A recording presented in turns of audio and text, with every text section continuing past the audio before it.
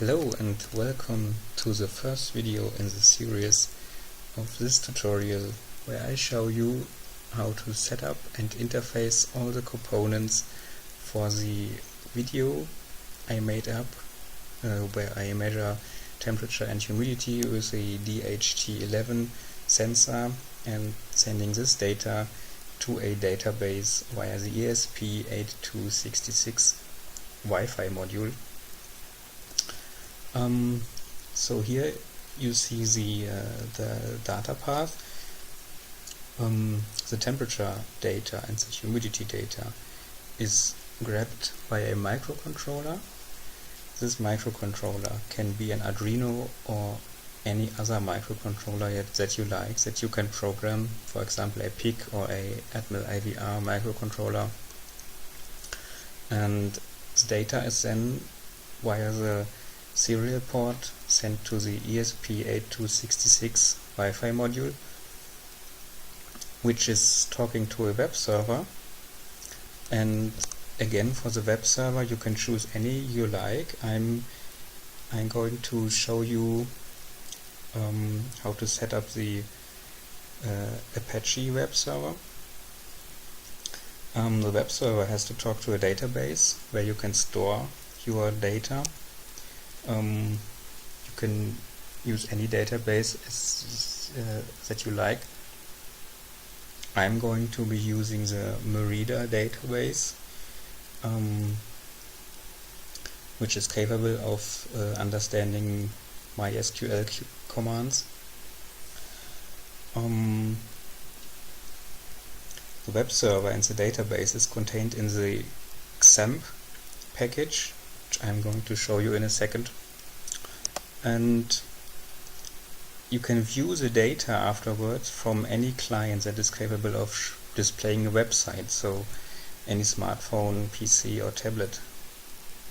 So the first step is to get the XAMPP package, and I have already installed this. So it is spelled XAMPP, and I'm going to start up the control panel now. And here you can see all the modules that are contained in the XAMPP package. There is the Apache, which is a web server. MySQL is a database. In this case it's the Merida database. FileZilla, Mercury and Tomcat are other modules. I'm not sure about them at the moment. I think it's an FTP server and a email server. So I'm now going to start the Apache web server.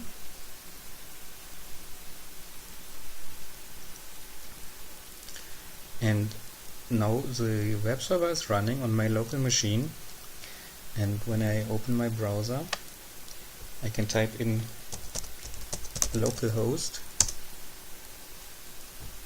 and I'm going to see a website which is hosted on my computer now, and it just says welcome to XAMPP. So all the websites that are opened when you type in the IP address of your web server are stored in the directory of your Apache install. So you can hit Explorer, and now you are in the install directory of XAMPP, and there is the folder htdocs, and there you go. This is all for displaying this website mainly, or this index.php file. And I'm now going to add a folder which I'm going to call original. I'm going to move all the content into this subfolder, and you can see that it's no longer working because we have removed the index.php. So when I add the folder name original, it's going to be working again. And so it's very easy to set paths in your URL by just defining folders in your htdoc folder. So I'm going to add a new file here, which I'm going to call my php test.php.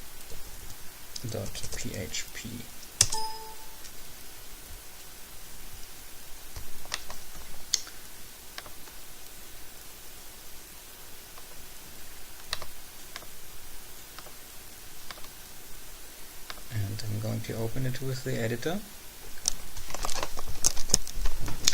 And now we are going to write some PHP code to get started with understanding how the web server will be getting the data.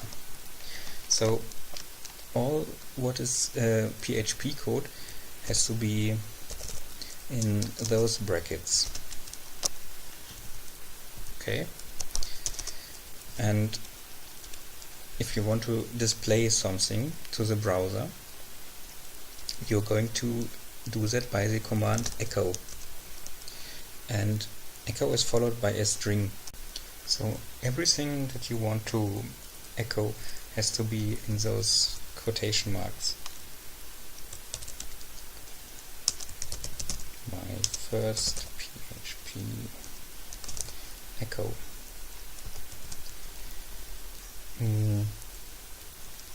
Each line has to be ended with a semicolon. Okay, I'm going to save it. And now let's see my PHP test.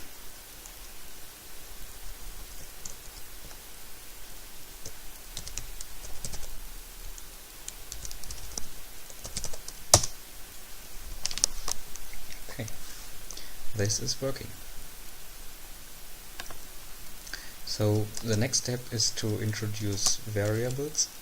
In PHP you define a variable with the dollar symbol, and you can say my variable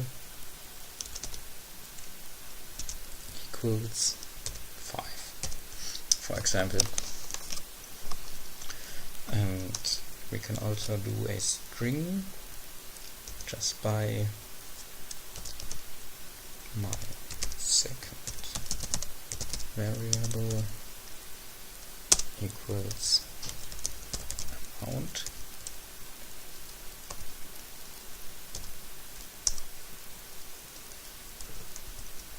Okay, now let's echo them, and I want to echo those two in a second line, and the browser will only understand HTML commands. So for the new line I have to write this,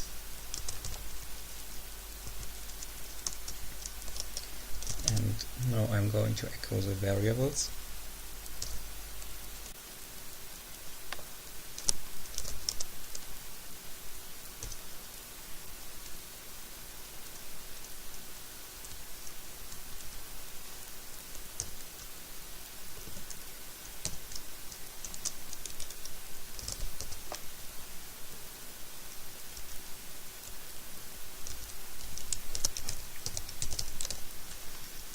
Okay, let's save it.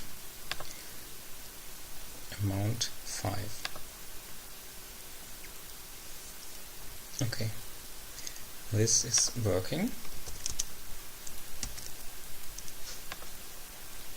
Good.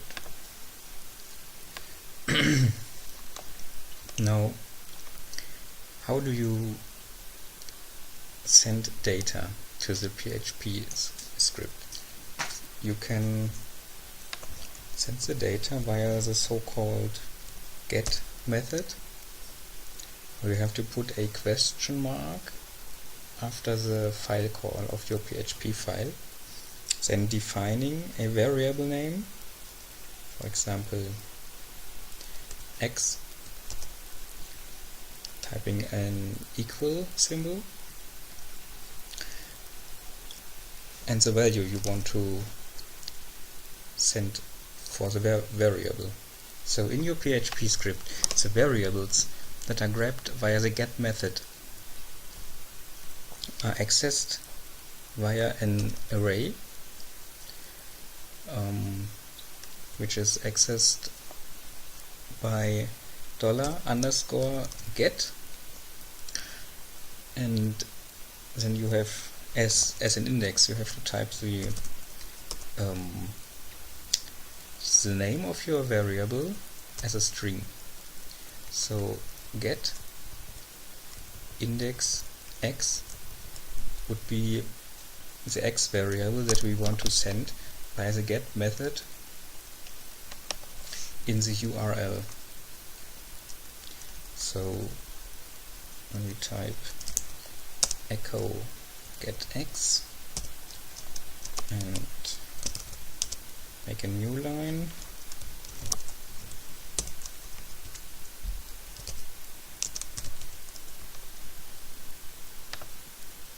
we will be able to display the variable x that we send to the script. So 3, it's working. 6, also working. So essentially this is all you need to know in order to sending data to a web server via calling a URL.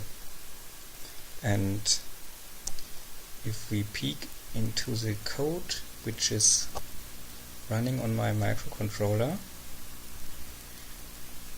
you can see that I'm sending a string which contains the IP of my web server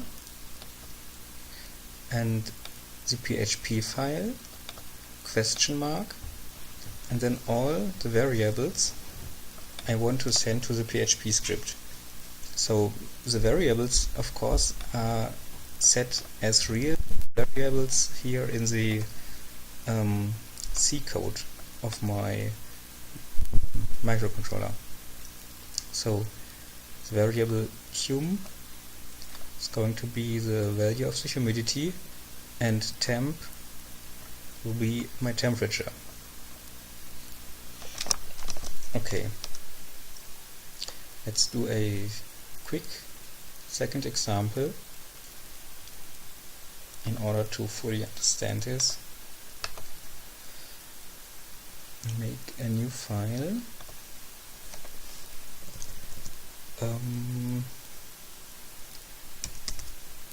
add.php. So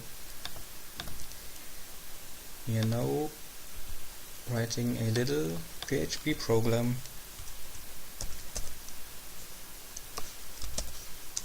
which will be adding two numbers together. So we will be having x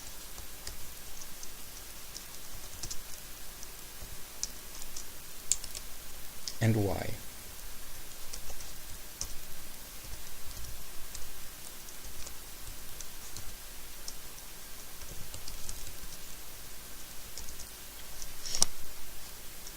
Okay, you want to add them together and display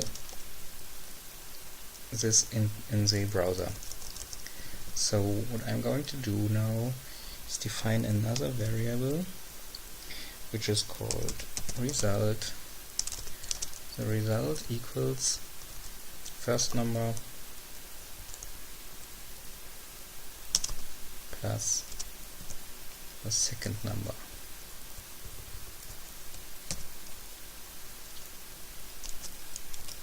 And then we will echo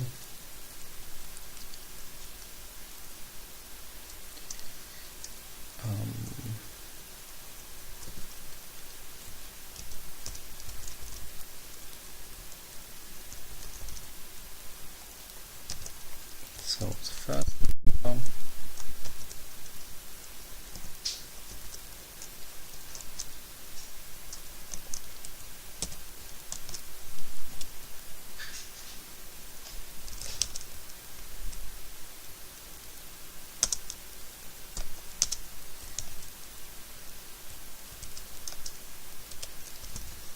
added with the second number,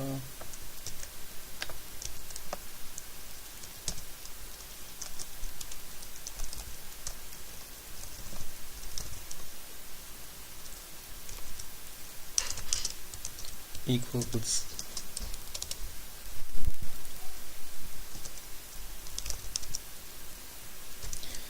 our result.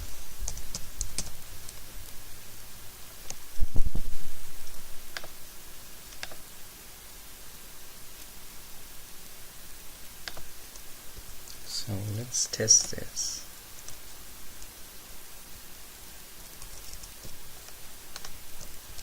add.php x equals 3 and y equals 9.